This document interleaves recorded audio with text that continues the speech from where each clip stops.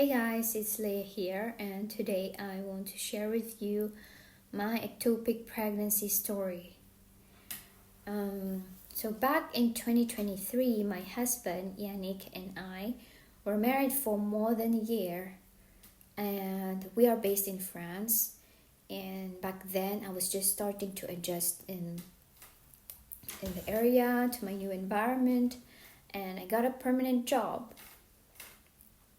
So we thought maybe it's time to have a baby. We started our baby project last November 2023, and we both like planning, and we both like to be efficient in any projects that we want to start. So we did our research, and we tried to learn how to successfully make a baby.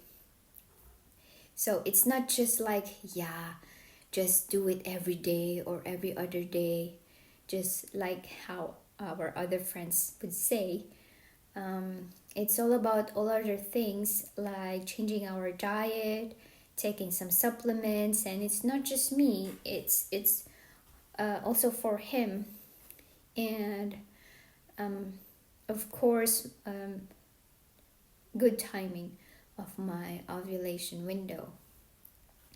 I was also being consistent with my checkups with my gynecologist because I have PCOS, and recently we also found out that I have uterine fibroid or myome, and myome in French, or myoma, which is partly in the intercavity of the uterus, but my doctor said it should not be an issue and we should just try to make a baby.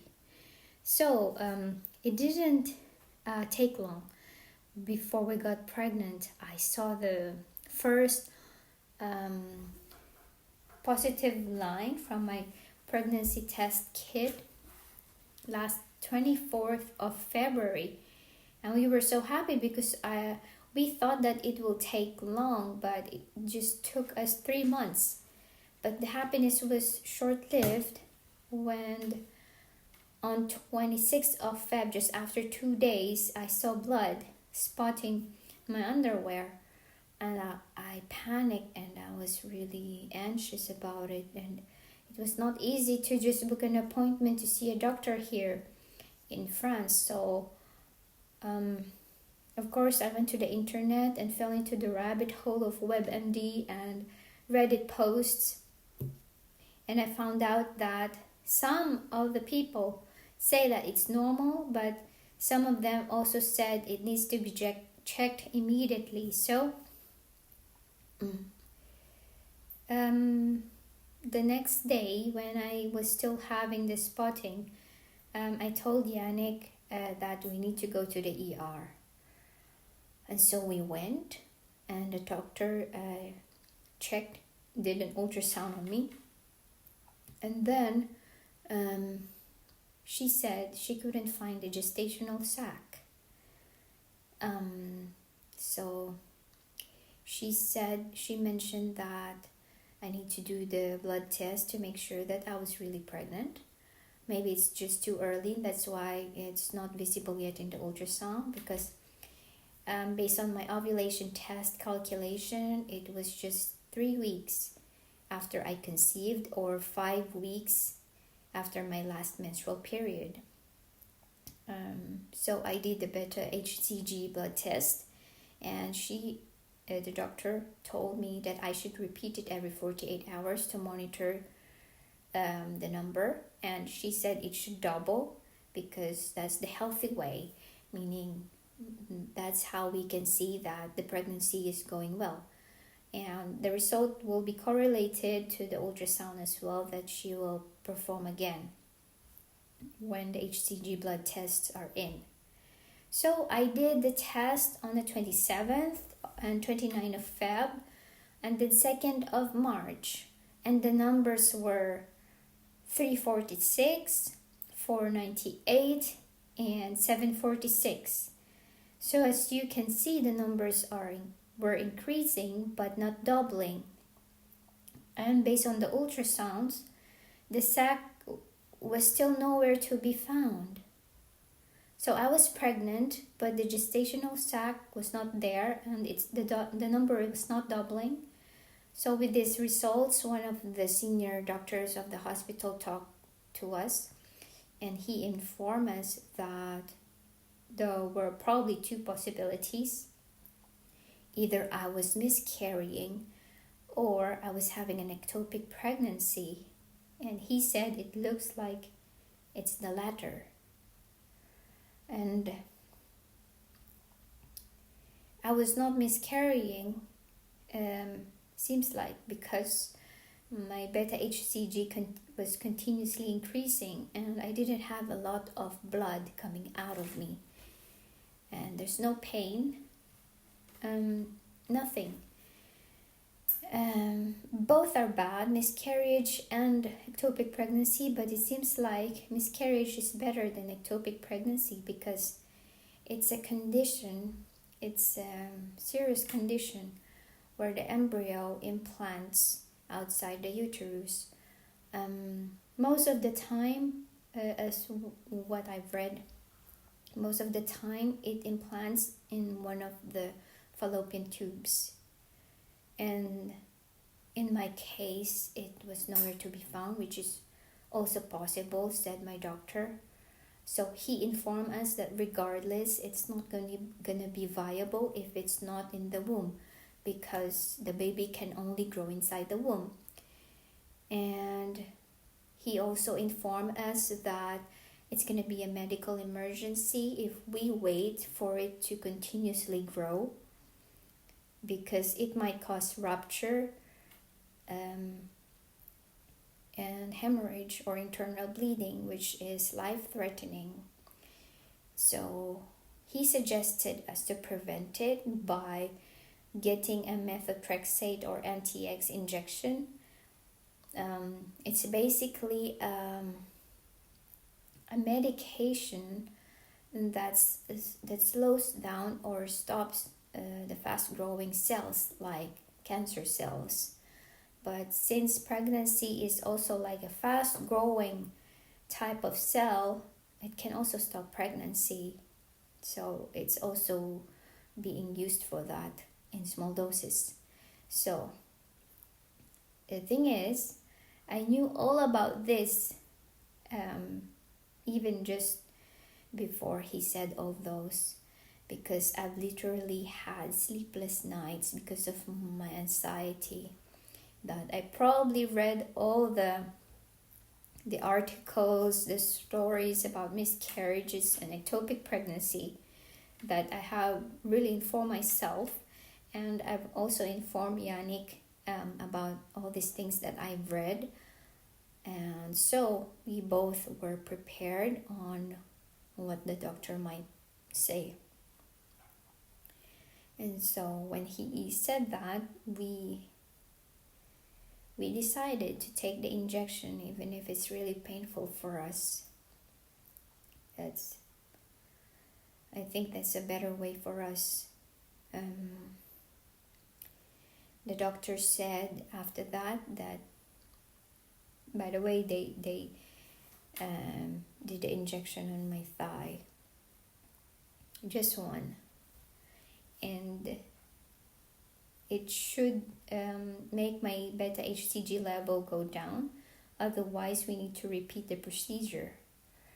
So it was a very, very sad, dark day for us. I could remember that as we were coming out of the hospital and walking to the car, we were not talking to each other, me and Yannick. And as we reached home, we just broke down. We couldn't hold it anymore. It was a bizarre feeling. It's very confusing, and how we felt and how we should supposed to feel, because it seemed like we should be grateful that we found out early,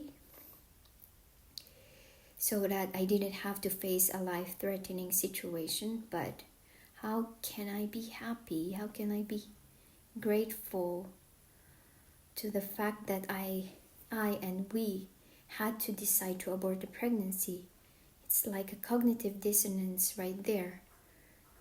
And while other pregnant women celebrate when they see their beta HCG levels are going up, in my case, in that situation, it seemed like I needed to pray to get my HCG level go down faster so that I don't experience the rupture. I continued the beta HCG tests, but unfortunately it kept on increasing, that I had to repeat the MTX injection again on 11th of March. And at that point I was really drained.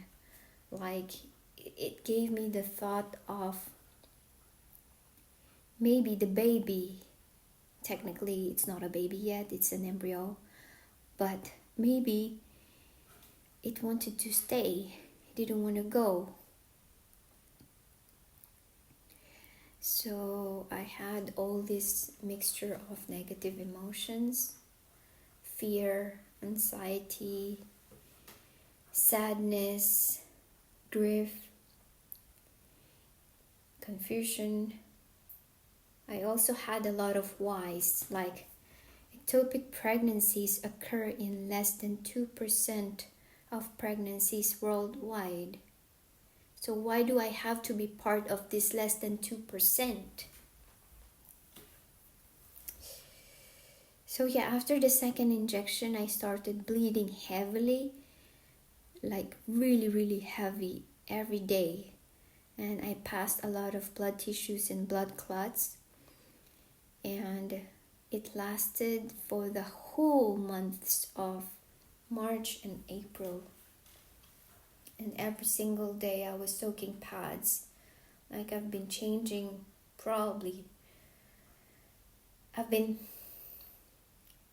probably 7 to 8 pads a day. And every single day it reminded me that it was supposed to be our baby. So yeah, my face has also became familiar to the hospital staff, because I still continue to monitor my beta HCG. So I still need to do the blood test every 2 days to make sure that it's really going down this time. And yeah, it did. Finally. Until it reached the range of 0 to 5, where it meant that I was not pregnant anymore. So the doctor told us that we should wait at least 3 months before we try to get pregnant again if we want to, because just to make sure that the MTX remains, or it's not there anymore in my body or in my liver. So yeah, anyway, we tried again after more than 3 months, and we are thankful to say that we are pregnant again, and it's actually 16 weeks now by this time of filming, and we are so grateful that it's normal, it's not ectopic pregnancy this time. We are just so grateful, and still nervous though, still a lot of anxiety at this moment, but we're taking it one day at a time, 1 week at a time.